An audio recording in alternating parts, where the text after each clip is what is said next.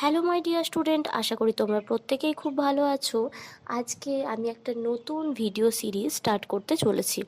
এই সিরিজের মাধ্যমে তোমরা ক্লাস 9 এবং ক্লাস 10-এর লাইফ সায়েন্সের প্রত্যেকটি অধ্যায় থেকে কোশ্চেন পাবে এবং সেই কোশ্চেনগুলো তোমাদের আশা করছি খুব ভালো লাগবে। তোমরা প্রত্যেকে প্র্যাকটিস করবে খাতার মধ্যে নিজেরা, এবং কতগুলো করে তোমাদের সঠিক হচ্ছে সেটা কমেন্টের মাধ্যমে আমাকে অবশ্যই জানাতে পারো। যে সিরিজটাতে ক্লাস 10-এর ভিডিওগুলো থাকবে সেটা মাধ্যমিক পরীক্ষার জন্য, এবং তার পাশাপাশি যে কোশ্চেনগুলো ক্লাস 9-এর সেগুলোও কিন্তু তোমরা খুব ভালো করে প্র্যাকটিস করবে, এবং এছাড়াও অন্যান্য কম্পিটিটিভ পরীক্ষার জন্য এই কোশ্চেনগুলো খুবই গুরুত্বপূর্ণ। তাহলে বেশি দেরি না করে আজকে প্রথম কোশ্চেন শুরু করা যাক। দেখো, প্রথম প্রশ্নে বলা হচ্ছে একটি সংকর দীর্ঘ এবং একটি বিশুদ্ধ খর্ব মটর গাছের পরাগ মিলনে যে বীজ পাওয়া যাবে তার থেকে উৎপন্ন মটর গাছগুলি হবে 100% দীর্ঘ, 50% দীর্ঘ নাকি 50% খর্ব, আর তার সঙ্গে রয়েছে 100% খর্ব, 75% দীর্ঘ, 25% খর্ব। তাহলে চলো এই কোশ্চেনটিকে আমরা সলভ করার মাধ্যমে দেখে নিই। প্রথমে আমরা দেখো লিখে নিচ্ছি সংকর দীর্ঘর জন্য টিটি আর বিশুদ্ধ খর্বর জন্য দুটো ছোট হাতের টি। তাহলে একটা বড় টি একটা ছোট টি, এই দুটো প্রথমে আগে আমরা লিখে নেব। তো প্রথমে এই দুটো লিখে নেওয়ার সাথে সাথে দেখো তার সঙ্গে আমরা যেটা ক্রসিং হবে সেটা হচ্ছে দুটো ছোট হাতের টি, বা যেটাকে বিশুদ্ধ খর্ব বলছি। এবার এখান থেকে কি কি গ্যামেট বের হবে চলো দেখে নিই। তাহলে একটা বড় হাতের টি বেরিয়ে গেল, একটা হচ্ছে ছোট হাতের টি, এই দুটো হচ্ছে এখান থেকে গ্যামেট। আর এখান থেকে দেখো একটি এক প্রকারের গ্যামেট তৈরি হবে, সেটা হচ্ছে একটা ছোট হাতের টি। এবার এদের মধ্যে যদি আমি ক্রসিং করাই তাহলে সেক্ষেত্রে কি হবে সেটা দেখে নেওয়া যাক। যদি আমি বড় টি এর সাথে ছোট টি নিই তাহলে সেক্ষেত্রে আমার রেজাল্ট আসবে একটা বড় টি এবং একটি ছোট টি, এবং যদি একটা ছোট টি এর সাথে অপর ছোট টিকে যখন মিলন ঘটাবো তখন সেটা আসবে কি দুটো ছোট হাতের টি। এবার দেখো এখানে দুটো যে টি পেলাম, দুটো ছোট টি আর একটা বড় টি একটা ছোট টি, প্রশ্নের অপশানে দেখো বলা রয়েছে 100% দীর্ঘ। তো এখানে 100% দীর্ঘ কোনো অবস্থাতে সম্ভব না, কারণ দুটো ছোট টি আছে যেটি হচ্ছে বিশুদ্ধ খর্ব, অন্যদিকে একটা বড় টি একটি ছোট টি যা হচ্ছে সংকর লম্বা। তো এক্ষেত্রে 50% হচ্ছে আমাদের দীর্ঘ, 50% হচ্ছে খর্ব হয়ে যাবে এর সঠিক উত্তর। আর এখানে 50% হবে কেন সেটাও বলে দিচ্ছি, কারণ এখানে দুটো ইভেন্ট মানে হচ্ছে 50%, 50%। তো সেই কারণের জন্য বি হয়ে যাবে, একের হচ্ছে বি অ্যান্সার সঠিক। এবার চলো আমরা 2 নম্বর প্রশ্নটিকে দেখে নিই। 2 নম্বর প্রশ্নে বলা রয়েছে মানুষের যুক্ত কানের লতি যে প্রকার বৈশিষ্ট্য তা হলো প্রকট বৈশিষ্ট্য, প্রচ্ছন্ন বৈশিষ্ট্য, নাকি হচ্ছে মিশ্র বৈশিষ্ট্য, না কোনোটি নয়। তো তোমরা প্রত্যেকেই জানো মানুষের যুক্ত কানের লতি হচ্ছে কিন্তু প্রচ্ছন্ন বৈশিষ্ট্য। এবার চলো 3 নম্বর প্রশ্নটি দেখে নিই। 3 নম্বর প্রশ্নটিতে বলা হয়েছে এখানে একটি দেখো জিনোটাইপ বলা রয়েছে, সেইটার বলেছে মটর গাছ থেকে কত প্রকার গ্যামেট উৎপন্ন হবে সেটা নির্ণয় করতে হবে। তাহলে দেখো প্রথমে আগে যে জিনোটাইপটি আছে সেটাকে আগে আমরা লিখে নিই। দেখো টি টি, আর আর, এ এ, ওয়াই ওয়াই, এই জিনোটাইপটি লিখে নিলাম।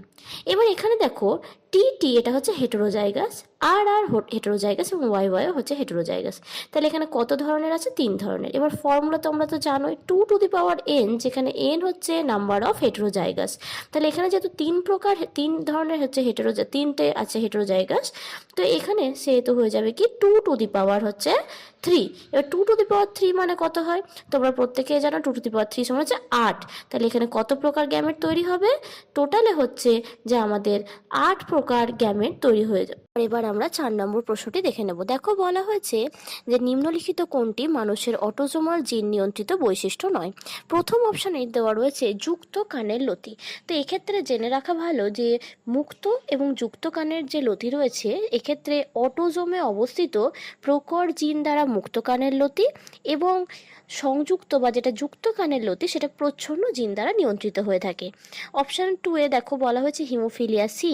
তো হিমোফিলিয়া এ এবং বি এই দুটোই হচ্ছে কিন্তু যে এক্স ক্রোমোজোমে অবস্থিত প্রচ্ছন্ন মিউট্যান্ট জিন দ্বারা নিয়ন্ত্রিত হয়, এবং হিমোফিলিয়া সি হচ্ছে অটোজোম বাহিত প্রচ্ছন্ন জিন ঘটিত রোগ। আর দেখো অপশান সি যেটা রয়েছে থ্যালাসেমিয়া, এটিও একটি অটোজোমাল ঘটিত রোগ। তো এক্ষেত্রে একমাত্র ডিউটেরোনোপিয়া, যেটা আমরা সবুজ বর্ণান্ধতাকে জানি, তো সেই রোগটি হচ্ছে এক্স লিঙ্ক ডিজিজ। তো এক্ষেত্রে একমাত্র ডিউটেরোনোপিয়াই হচ্ছে অটোজোমাল জিন নিয়ন্ত্রিত বৈশিষ্ট্য নয়। দেখো বলা হয়েছে কোন দুটি জিনোটাইপ হলুদ বর্ণ ও কুঞ্চিত আকারযুক্ত বীজযুক্ত আকৃতি বীজযুক্ত মটর গাছের জিনোটাইপ প্রদর্শন করে। প্রথমে আমরা যেটা দেখব যে দেখো বলেছে হলুদ বর্ণ। আচ্ছা, হলুদ বর্ণ হওয়ার জন্য আমাদের একটা বড় হাতের ওয়াই মিনিমাম থাকতে হবে। তাহলে কোনো অবস্থাতেই দেখো সি অপশানে কিন্তু দুটোই ছোট হাতের ওয়াই রয়েছে, তাই এটা কিন্তু সিটা কিন্তু কোনো অবস্থাতেই হবে না। তাহলে পড়ে থাকলো কি, দেখো এই তিনটে অপশান। এবার তার সঙ্গে আরেকটা কথা রয়েছে হলুদ বর্ণের সাথে কুঞ্চিত আকৃতির, তাহলে কুঞ্চিত হওয়ার জন্য মিনিমাম সেখানে দুটোই ছোট আর হতে হবে। তাহলে একমাত্র দেখো এ অপশানে দুটো আরই ছোট হাতের রয়েছে, তাই এক্ষেত্রে অ্যান্সার হয়ে যাবে কি অপশান এ। বাকি দুটো কেন হলো না সেটা দেখে নাও। বাকি দুটোর ক্ষেত্রে এটাতে তো দুটো বড় হাতের ওয়াই হলুদ বর্ণকে চিহ্নিত করলেও আর আর যেটি হচ্ছে কুঞ্চিত বর্ণকে কিন্তু মানে কুঞ্চিত আকৃতিকে কিন্তু চিহ্নিতকরণ করছে না, এটি গোলাকারকে নির্দেশ করছে। অপরদিকে এটাতেও তাই, যে দেখো এটা হলুদ এবং গোলাকারকে নির্দেশ করলেও এইটি দেখো একমাত্র এখানটাতে ঠিক রয়েছে, কিন্তু এটা ভুল থাকার জন্য এই অপশানটাও কিন্তু ডি অপশানটা হবে না। এবার আসবো পরবর্তী 6 নম্বর প্রশ্নে। 6 নম্বর প্রশ্নে দেখো বলা হয়েছে সাদা ও অমসৃণ ফিনোটাইপ যুক্ত গিনিপিগের জিনোটাইপ হলো। আচ্ছা, সাদা হওয়ার জন্য আমরা প্রত্যেকেই জানি যে সেখানে হতে হবে কি দুটো ছোট হাতের বি। তাহলে দুটো ছোট হাতের বি কোন কোন অপশানে রয়েছে দেখো, একটা হচ্ছে বি নম্বর অপশান, একটা হচ্ছে ডি নম্বর অপশান। এখানে কিন্তু এ নম্বর অপশানে দেখো দুটো একটা বড় হাতের বি একটা ছোট হাতের বি রয়েছে, যেটা কিন্তু সাদাকে নির্দেশ করে না, সাদা রঙকে। তো সেক্ষেত্রে এই এ নম্বর অপশন এবং সি নম্বর অপশন কিন্তু কোনোভাবেই হবে না। এবার পড়ে থাকলো হচ্ছে বি আর হচ্ছে ডি অপশন। বি আর ডি অপশন অনুযায়ী দেখো বি নম্বর অপশনে বলা হয়েছে দুটো ছোট হাতের বি যা সাদাকে নির্দেশায়িত করছে, এবং যেটা বলা হয়েছে অমসৃণ, অমসৃণ হওয়ার জন্য মিনিমাম একটা বড় হাতের আর কিন্তু থাকতেই হবে। তাহলে এখানে দেখো ডি নম্বর অপশানে এটি সঠিক হলেও এই অপশানটা কিন্তু এটার সঙ্গে যেটা আছে সেটা ভুল রয়েছে। তাহলে একমাত্র কোনটি ঠিক, আমাদের এই বি নম্বর অপশানটি কিন্তু সঠিক উত্তর হয়ে যাবে। এবার দেখো 7 নম্বর প্রশ্ন। 7 নম্বর প্রশ্নে দেখো বলা হয়েছে ডিম্বাণু কোন প্রকার শুক্রাণু দ্বারা নিষিক্ত হলে কন্যা সন্তান হয়। আচ্ছা, তোমরা প্রত্যেকেই জানো যে ডিম্বাণু হচ্ছে কিন্তু বলা হয়েছে যে কোন প্রকার শুক্রাণু। ডিম্বাণু তোমরা জানো সব সময় কি হবে 22A প্লাস এক্স। তাহলে একবার এটা একটু লিখে দেখাই তোমাদেরকে। তাহলে আমরা জানি প্রত্যেকেই ডিম্বাণু হচ্ছে কি না, তো হচ্ছে 22A প্লাস হচ্ছে এক্স। এবার এখানে যদি 22A প্লাস ওয়াই হয় তাহলে সেক্ষেত্রে এটি ক্রসিং হয়ে 44A প্লাস এক্স ওয়াই অর্থাৎ হয়ে যাবে হচ্ছে ছেলে। আর যদি 22A প্লাস এক্স হয় আর এইদিকে শুক্রাণুটাও যদি 22A প্লাস এক্স হয় তাহলে এদেরও ক্রসিং হয়ে যেটা তৈরি হবে সেটা হচ্ছে 44A প্লাস এক্স এক্স অর্থাৎ যা হবে কন্যা সন্তান।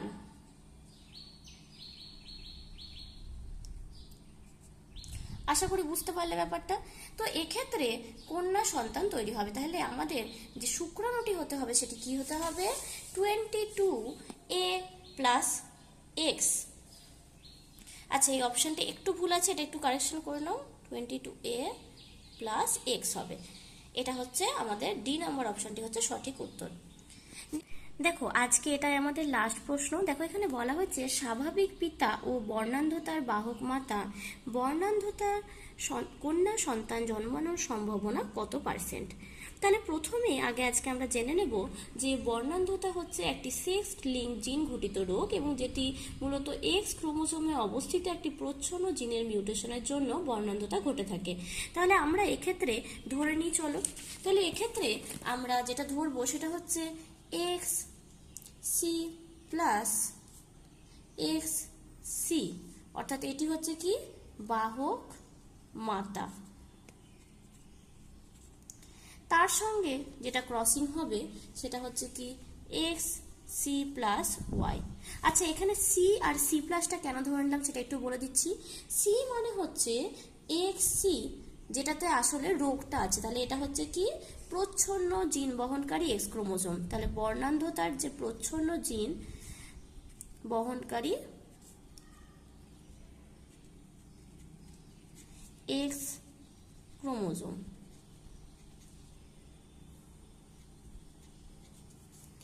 আর অন্যদিকে এক্স সি প্লাস যেটি ধরা হয়েছে সেটি হচ্ছে কি না তো স্বাভাবিক, এটা হচ্ছে প্রকট জিন বহনকারী এক্স ক্রোমোজোম। তাহলে এটা বাহক মাতা আর এটা হচ্ছে কি আমাদের স্বাভাবিক পিতা। তাহলে বাহক মাতা এখান থেকে আমরা কি কি পাবো? এখান থেকে আমরা দুটো পাবো, এটা হচ্ছে এক্স সি প্লাস আর এখান থেকে একটা পাবো এক্স সি। অন্যদিকে এখানে কি পাবো? একটা হচ্ছে এক্স সি প্লাস আর এখান থেকে একটা পাবো হচ্ছে ওয়াই। এবার আমরা চেকার বোর্ডের সাহায্যে করব। চেকার বোর্ডের সাহায্যে আছে এগুলো তো গ্যামেট, সেটা বলা থাকলো। এবার যখন আমরা চেকার বোর্ড করবো তাহলে চেকার বোর্ডে তোমরা তো জানো এইদিকে হচ্ছে পুরুষ পুং গ্যামেটগুলো আর এইদিকে হচ্ছে স্ত্রী গ্যামেটগুলোকে সাজানো হবে। তাহলে স্ত্রী গ্যামেটগুলো কি কি আছে? X C plus X C, আর এদিকে হচ্ছে পুং গ্যামেটগুলো আছে এক্স সি প্লাস ওয়াই। তাহলে চলো আমরা এখানে বক্স টেনে নিই। তাহলে এক্স সি প্লাস কি হবে? এটা হবে আমাদের স্বাভাবিক কন্যা। আমি এইভাবে লিখলেও তোমরা কিন্তু এইভাবে লিখবে না পরীক্ষার সময়। তারপর এইটার সঙ্গে যখন আমরা এক্স সি প্লাস ওয়াই করবো তাহলে এটা হবে কি স্বাভাবিক পুত্র হয়ে গেছে। আর এক্স সি প্লাস, তাহলে এটা কি হবে? বাহক কন্যা। আর এটা কি হবে? এক্স সি ওয়াই, এটা হবে আক্রান্ত পুত্র। তাহলে এইটা হচ্ছে আমরা পেয়ে গেলাম। এবার প্রশ্নটিতে দেখো কি বলা হয়েছে। প্রশ্নটিতে বলা হয়েছে যে বাহক মাতার বর্ণান্ধ কন্যা সন্তান জন্মানোর সম্ভাবনা কত %? তাহলে বর্ণান্ধ কন্যা সন্তান, এখানে দেখো দুজন কন্যা বেরিয়েছে, এইটা একটা এটা একটা। তাহলে এই দুজনের মধ্যে বর্ণান্ধ কি কেউ আদৌ আছে?